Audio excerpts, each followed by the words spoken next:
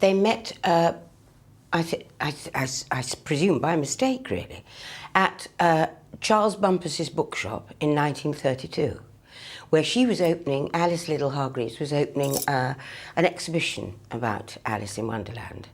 And that's where they met. So, and this, as John Logan has taken, this, you know, this actual meeting that really happened. Everyone thought Dame Judi Dench was untouchable, Britain's purest gem, a legend above all drama.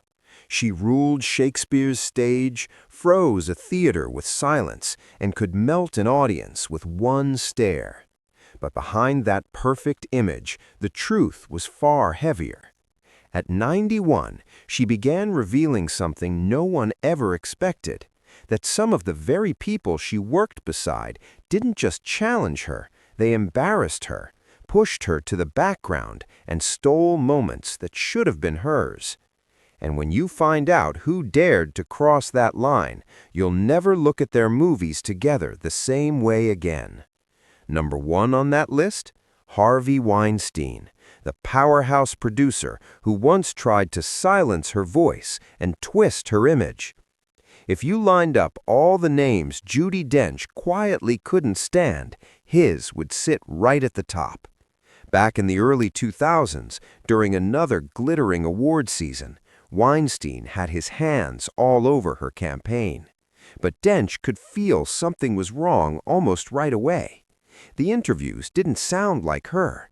The story being pushed made her look fragile, sentimental, like an aging icon clinging to nostalgia, instead of the sharp, commanding actress she really was. So she asked a simple question. Why? She just wanted to know who decided how she should be seen.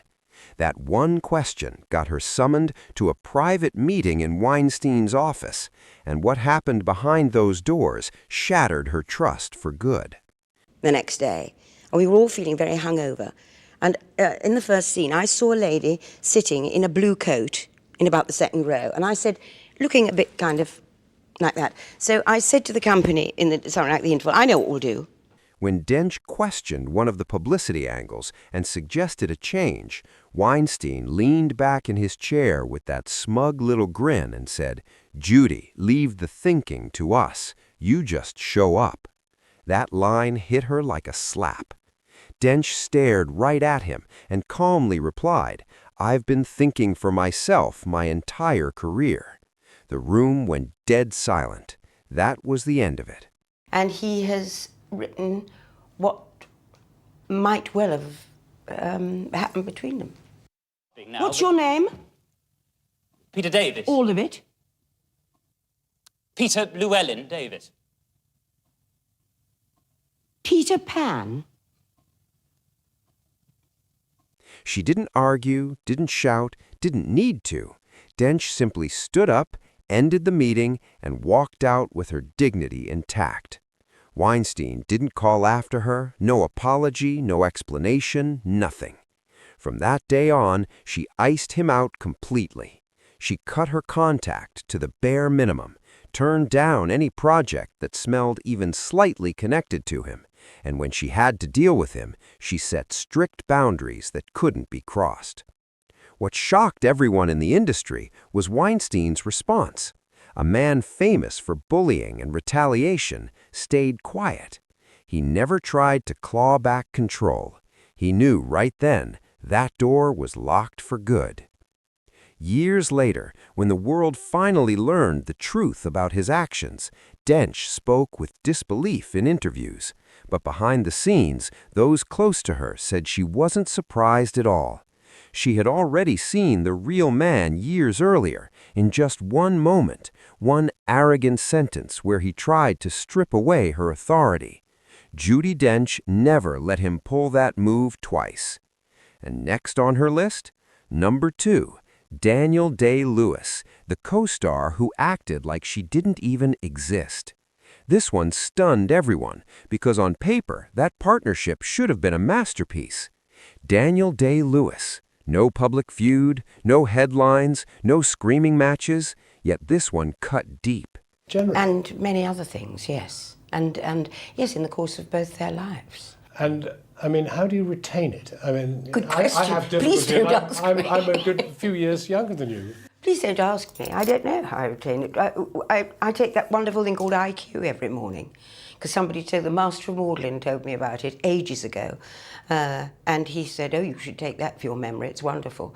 This was one of the rare times Judi Dench didn't just distance herself from someone. She slammed the door shut and never looked back. From their very first days on set, Day-Lewis locked himself inside his method world like a fortress. He didn't greet her in the morning, didn't make small talk between takes, nothing. Crew members whispered about how conversations froze when he walked in, how he paced alone, and how he refused eye contact unless the camera was rolling. At first, everyone brushed it off, saying it was just his intense dedication to the role. But Dench started sensing something else, something colder. During rehearsals for a big emotional scene, she approached him quietly, script in hand, hoping to go over pacing and tone. Instead of responding, Day-Lewis just stared past her, never even saying her name. Dench stood still for a moment, then said calmly, "Daniel, I'm speaking to you, not the character." Still nothing. He didn't move, didn't even blink. The whole room saw it, that chill in the air you can't forget. Later that same day, she tried again, gently suggesting they rehearse the scene before filming, but he refused, saying truth can only exist inside the take. That was it, conversation over before it even began. From that point on, their communication froze completely. Crew members remembered Dench waiting quietly between setups, script pressed to her chest, while Day-Lewis wandered off, lost inside his own world.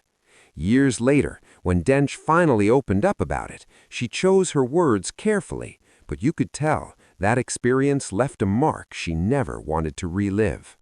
I find it difficult when people refuse to acknowledge you as a human being.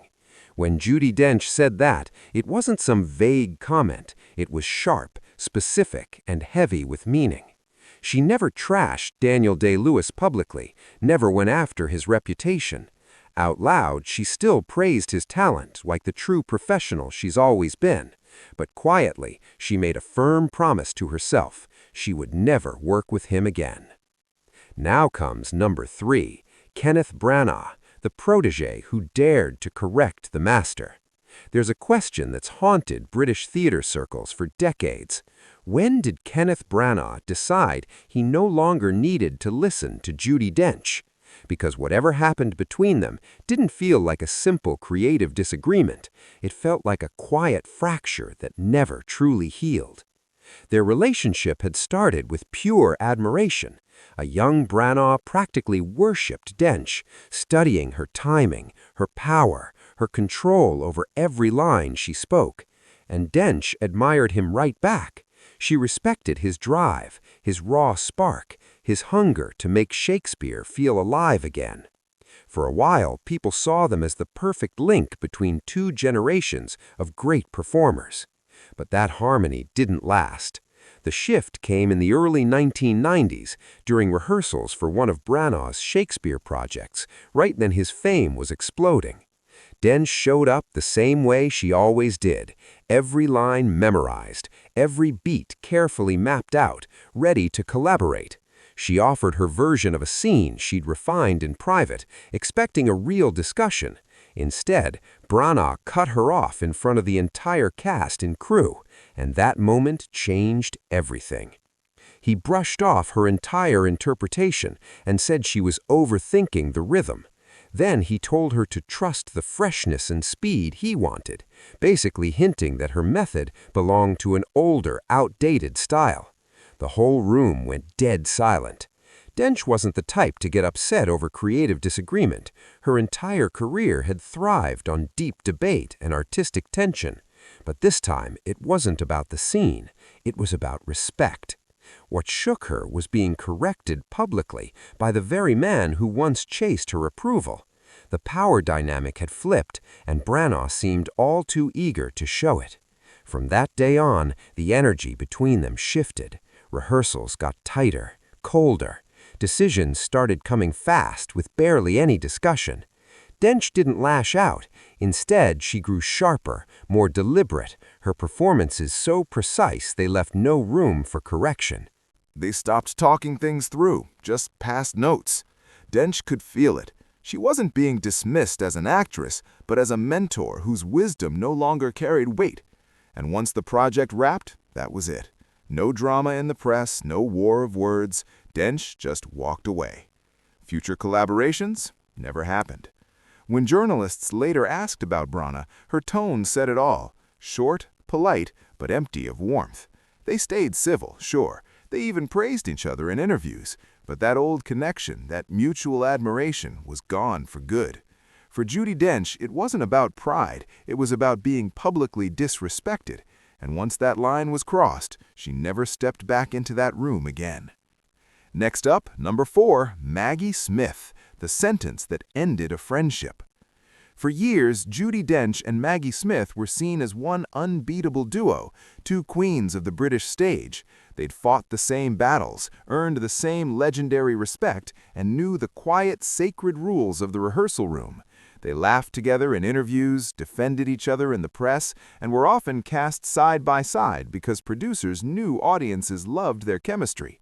It seemed like nothing could ever break that bond. But that illusion shattered during rehearsals for a major West End production in the late 1980s. The tension had been brewing quietly for weeks. Smith was stretched thin, juggling endless commitments, press demands, and constant attention. Dench, meanwhile, stayed her usual steady self, focused purely on the work. Then came that rehearsal, the moment everything changed. In the middle of a key scene, Dench paused and asked a simple, respectful question about emotional timing, and that's when Smith snapped. She turned to Dench in front of the entire cast and crew and said sharply, "If you want to direct the play, Judi, just say so." The words hit the room like ice. Dench didn't fire back, didn't defend herself, she just went quiet, but the air instantly froze. What made it hurt wasn't just the sentence, it was what it meant. It suggested that Dench's precision, her deep care for detail, wasn't professionalism anymore, it was interference. From that moment forward, something between them cracked. On stage, they remained flawless, total pros, but off stage, the warmth vanished. Smith leaned harder into dry, biting humor. Dench became quiet, composed, distant. Conversations grew shorter, eye contact faded. When the show finally closed, Dench thanked everyone with her usual grace, and then simply walked away. After that rehearsal, Judi Dench never said another word to Maggie Smith about what happened. In interviews years later, she still spoke of Smith with grace, even admiration, but the warmth was gone. The friendship that once felt unshakable had quietly vanished. Whatever shared ground they'd built over decades was gone for good. And for Judi, that heartbreak ran deep, because it came from someone who should have known better. Number 5, Steve Kugan, the joke that killed all respect. This final name on Judi Dench's quiet list didn't come from betrayal or ego. It came from a single moment that turned a playful room into something ice cold. They were teamed up for a project that was supposed to strike the perfect balance between drama and wit. Dench brought her usual structure and emotional accuracy. Kugan came in with speed, humor, and quick improvisation. At first, it worked. They respected each other. Her craft, his timing, and the atmosphere felt easy, almost fun. But then it shifted. It happened during an early table read. Dench paused mid-script, asking a thoughtful question about the emotional weight behind a certain line, why it landed where it did. Before the director could respond, Kugan jumped in with a grin and said, "The audience isn't writing a thesis, Judi." The room erupted in laughter, except Dench. She just stared, silent and still. That one joke didn't sound playful to her. It sounded dismissive. From that point on, everything changed. Rehearsals lost their balance. Kugan riffed and reshaped lines however he wanted, while Dench stayed steady, locked into her crafted performance. The back and forth stopped. Feedback turned one-sided. The connection that could have been magic evaporated in seconds, all because of one careless comment that she never forgot. Whenever Judi Dench offered feedback, it was brushed off with jokes, humor that dodged her points instead of engaging with them. Crew members started noticing the shift. She spoke less, she waited longer before offering input. Eventually, she stopped pushing altogether, quietly observing instead of participating. The spark that usually lit up every set she touched was fading right in front of everyone's eyes. Then came the breaking point, a rewrite session that went too far. Steve Kugan casually suggested trimming one of Dench's monologues, saying the film needed more charm, less lecture. Maybe he thought it sounded witty, but to Dench it was pure disrespect. She slowly closed her folder, looked him in the eye once, and said nothing. That silence said everything. From that moment on, it was over. When the project wrapped, Dench didn't mention him again. In interviews, if his name came up, her replies were polite but cold, short, neutral, and stripped of any warmth. She didn't insult him, but she didn't praise him either. Just distance, clean, final, and absolute. They never worked together again, and no reconciliation ever followed. For Judi Dench, it wasn't about fame or ego. It was about respect. The respect for the craft, the work, and the people who take it seriously. Once that was mocked or dismissed, she shut the door, and that door stayed closed forever. These weren't fiery scandals or public takedowns. They were quiet, powerful moments that rewrote her boundaries. When the respect disappeared, Judi Dench never let it back in. So, what do you think? Were these moments truly unforgivable, or would you have handled them differently? Drop your thoughts in the comments, hit that like button, subscribe, and share this story for more shocking truths behind Hollywood's most untouchable legend, Dame Judi Dench.